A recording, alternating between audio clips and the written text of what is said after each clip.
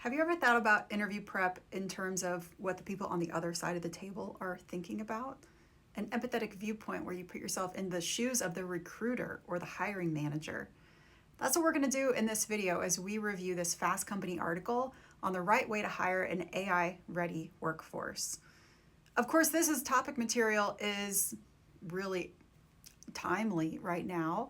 ChatGPT's been out almost a couple of years. It's transforming the way that white-collar workers do their jobs. It's transforming the way that businesses should go about their strategies and increase their operational efficiencies and operational excellence.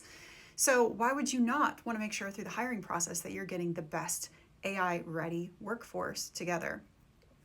Through this process of reviewing an article like this, whether or not you're going into specifically an AI field or not, this process of empathetically putting yourself in the shoes of the hiring manager or the recruiter can help you reverse engineer and reliably predict what may be coming your way through this recruiting journey. Now, this article specifically is talking about the costliness of making bad hiring decisions and wasting time and money and energy on not hiring the right people. And so they propose a 3-step plan for hiring managers and recruiters to do this better.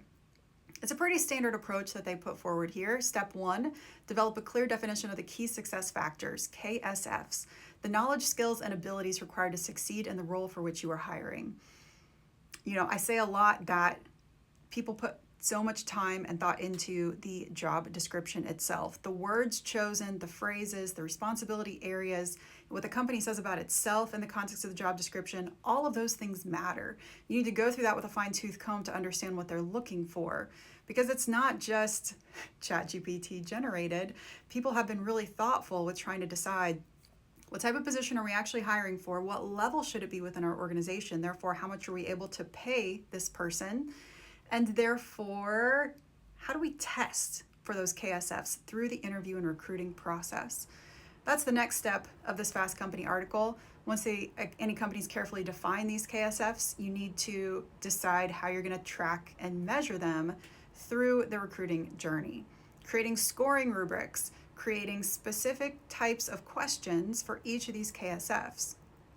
This starts to go beyond those standard behavioral questions that you can prepare for and predict. But if you take this reverse engineering approach, you can increase the number of predictable questions that you are right on being able to know are coming your way. Do you have past experience, or can you tell me about a time when X, Y, or Z was true, or when you did that thing, or when you attempted that, fill in the blank. What are those questions coming my way? Well, if I take a look through the job description and I take the lens of trying to identify those KSFs, then I can predict that those are the things that I'm going to be asked about in this interview. This article goes above and beyond those types of behavioral questions and just tell me about a time, and they start to talk about scenario questions.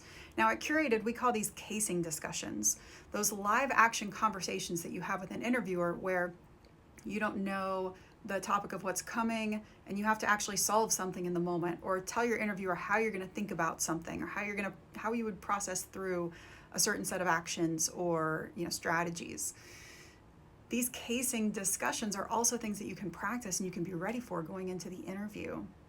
The third step that Fast Company presents here to interviewers, recruiters, and hiring managers is to develop an interviewing guide. Once you have appropriately mapped the types of questions that should exist and scoring rubrics, perhaps, across each of these KSF areas, then you can try to fit that within the certain time blocks that you have, or the overall recruiting pathway as it's defined by your business unit or overall organization.